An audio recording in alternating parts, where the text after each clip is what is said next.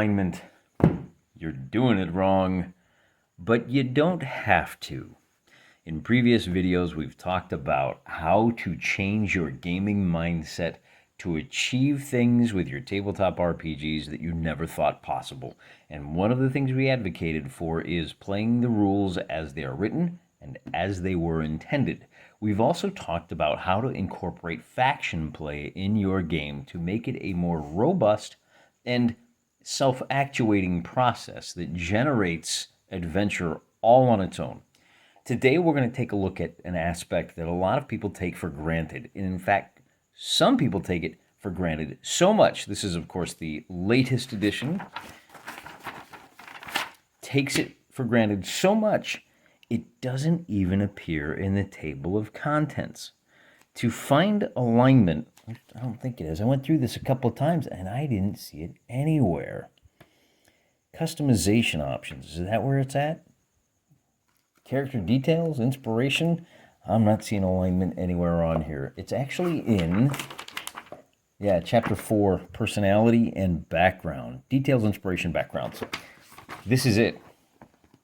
This is all they talk about. It's these few little column inches, and then this bit, alignment in the multiverse. Ho, we're going to come back to that.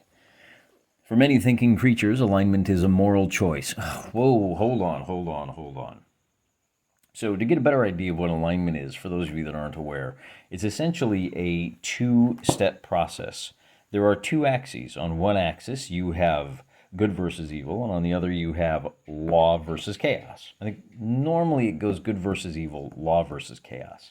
And this idea of alignment as a personality trait has become so ingrained and part of the D&D culture that it has slowly broken containment and filtered out into the general culture at large, to the point that there are memes that will deal with everything from cartoon dads to toppings on a pizza to which pizza you buy to on and on and on. Here's just a few examples of how people say, oh, well, if you want to know what somebody's lawful good or chaotic evil, this is giving a pressure. This is bad, this is wrong. Alignment is not a Myers-Briggs personality test. Alignment, properly considered, is, well, hold on, let's back up a step. First of all, I should give credit where credit is due. The first gentleman to introduce me to this new way of thinking and better way of thinking of alignment was a cat named Mephritis, who was over on the Twitter. He actually got out because he spends a lot less time there. He says most of the people here are awful, and he has better things to do with his time. And some of us take this stuff way too seriously, which makes me feel like, be that as it may. He posted a fun little thing that said, if y'all are playing 9-point alignment, like this chart, and this is the first chart that Gygax did, you're doing it wrong. You should be using 17-point alignment. We'll circle back around to that in a minute. Let's look at what the term alignment actually means. When your car is properly aligned, then when you have your wheel set straight, it goes where you want it to go. Alignment, properly considered, is not a classification of your character's personality type. It is instead a classification of the destination towards which your character is working. To put this in a biblical sense, let's take a look at Ephesians. We wrestle not against flesh and blood, but against principalities, against powers, against the rulers of the darkness of this world, against spiritual wickedness in high places. And again, that's Ephesians chapter 6, verse 12. That is what Gygax was tapping into with the idea of alignment. How are you aligned? Your cleric does not receive spells based on how cool he is, or if he has a certain label, good versus law versus evil versus chaos. Oh, no. He receives based on his actions. It is not through faith alone that he is granted those spells. It is via the works that he does. The principalities and powers that he serves will see what he does, and they will reward him accordingly with powers that have been codified by Gygax et al. As spells. Your alignment is which way your wheel is pointing, and that's where we have to look at this page. And I should point out, so let's circle back and just kind of go through it chronologically. In the original iteration of Chainmail, the fantasy supplement, old D&D, there were two factions, good and evil, and they were broken down based upon a fairly loose categorization, kind of aligned with what you see in Lord of the Rings. The guys that were pushing lead on the tabletop had two teams. The good guys, who were the elves and the dwarves and the humans, and the free halflings, and the bad guys, who were the orcs and the goblins, and I think it was the giants and trolls, ogres, and I think the dragons were neutrally aligned.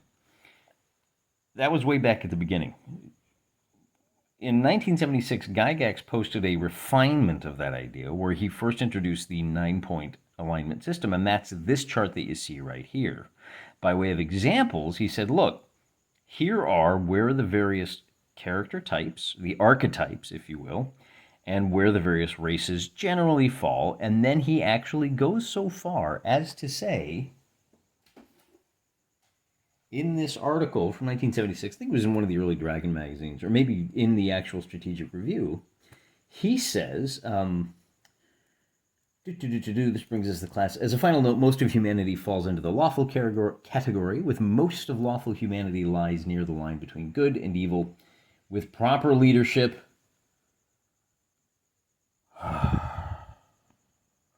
the majority will be prone towards lawful good. Few humans are chaotic.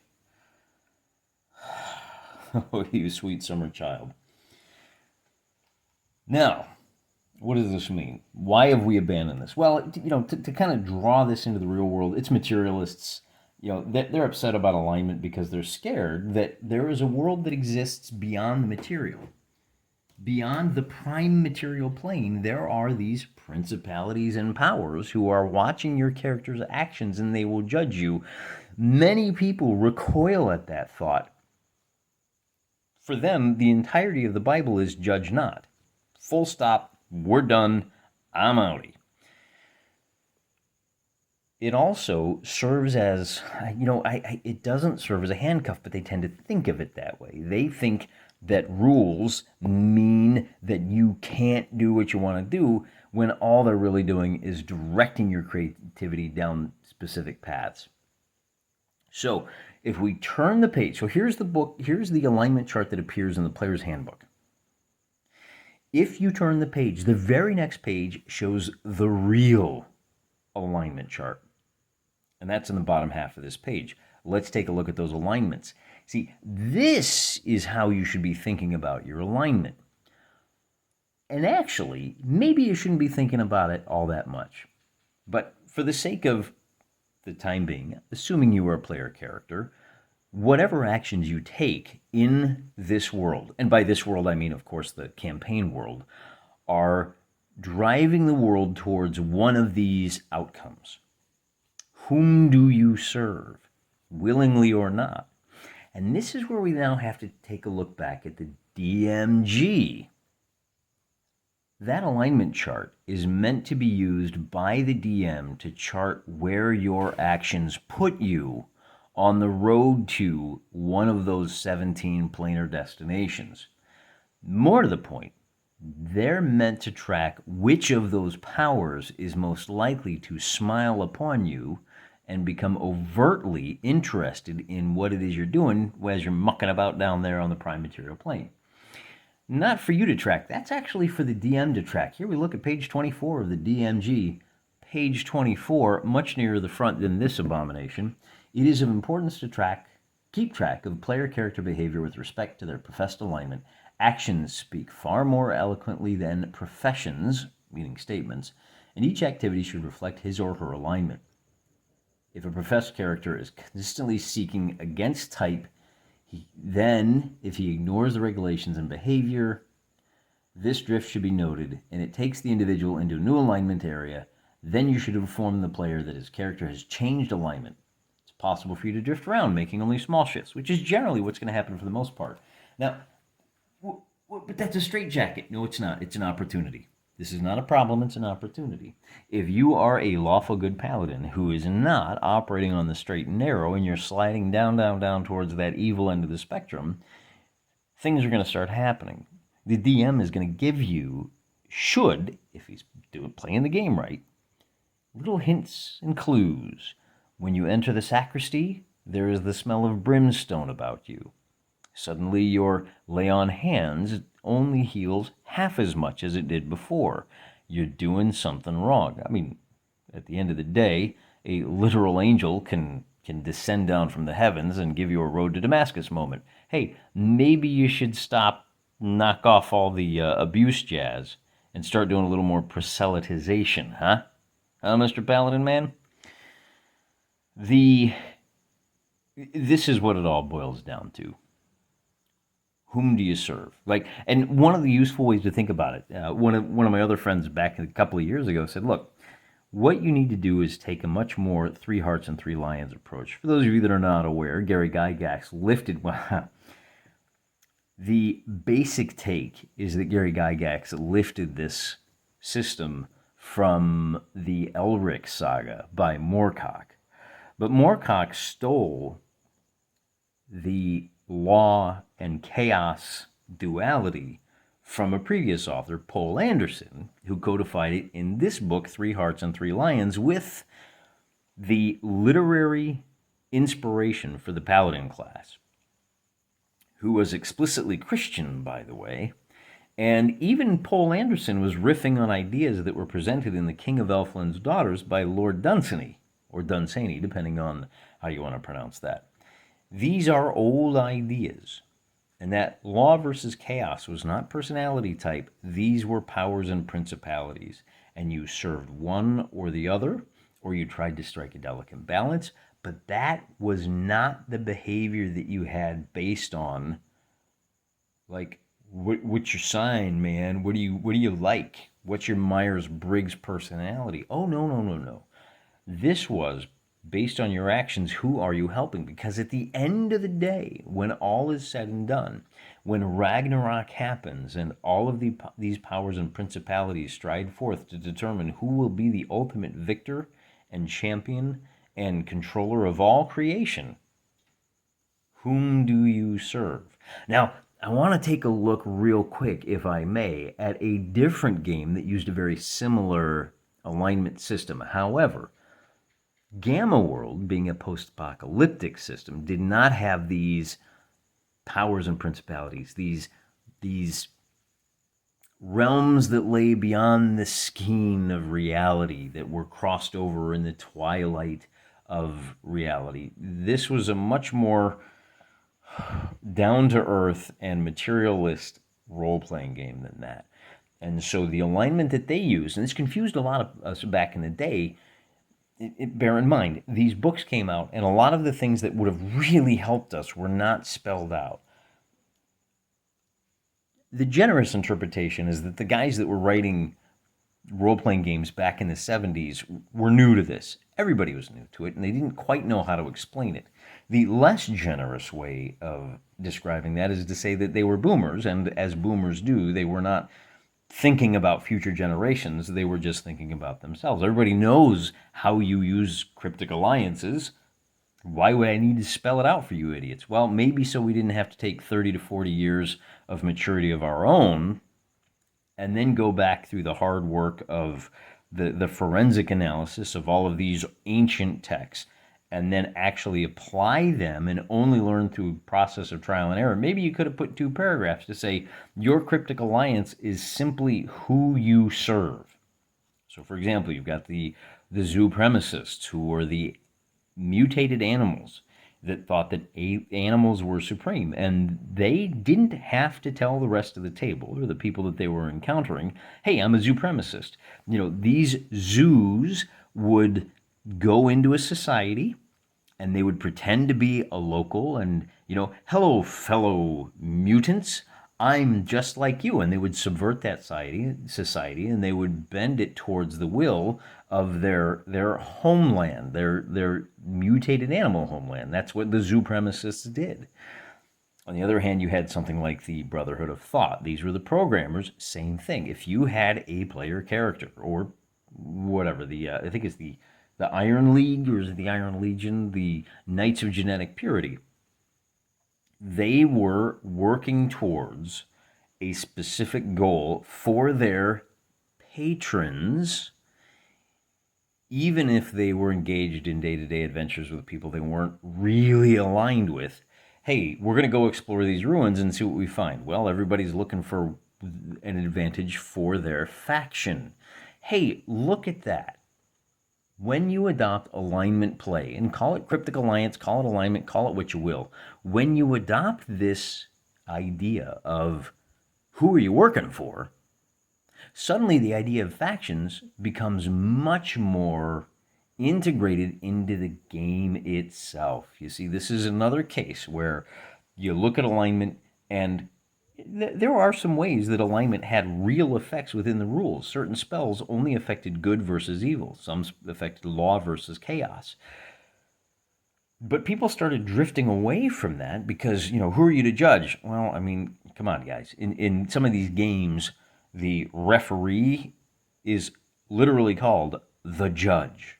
Like, I think Doomlands, they call him the judge. But there are others, right? That's his whole job, is to adjudicate this stuff. You gotta trust him. And if you don't trust him, you gotta find a new table. Or you gotta take the reins and be worthy of the trust that your players place in you. Because that's what these games are all about. They're collaborative. We gotta work together on this. Even if we're working at cross purposes and we're getting back into the faction stuff. Even if our characters are working at cross purposes within the world, we need to work together as players to push each other. We need to develop convoluted, complex, and dirty, underhanded schemes to screw over the other players' characters, not players, but their characters, so that hoping that they'll do the same to us.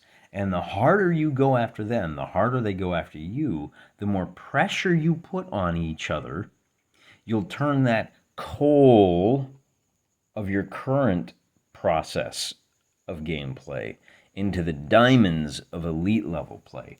That kind of pressure is a good thing. And it won't happen if you keep knocking out the load-bearing walls of these games. Well, we just don't really use alignment because, who am I to judge, right? It's judge not, I'm done. That's it. That's all of my religion is judge not. Well, it's not a religion, it's a game, and you got to judge because that's your job. And you got to be judged because that's your job. And you have to accept and embrace that that's going to happen because, sooner or later it's going to happen. You're going to stand before a judge here, or you're going to stand before a judge at the gates of heaven. And the more used to being judged you get down here, the better it will serve you up there. But from a game standpoint, let the judge do his job. Think about which of these 17 powers and principalities your actions are serving. Pick one of these guys to explicitly serve to the best of your ability. And if your DM is doing his job right, then those factions will notice your character. And they'll start asking bigger and better things of your character. That'll happen with multiple factions across the party. Things will get a lot more complicated. And in doing so, they will spontaneously generate the friction that generates the adventure that is the purpose for playing these games at all. Don't be afraid to use alignment the way it was intended. Don't be afraid to track alignment. Don't be afraid to use alignment and think of it as a substitute or an enhancement, a spice that enables faction play to take your game to places you never imagined it could go. That, my friends, is how you win at RPGs. Until next time, as for me and the House of Wargaming, we serve the Lord. Until next time, I'm praying for you.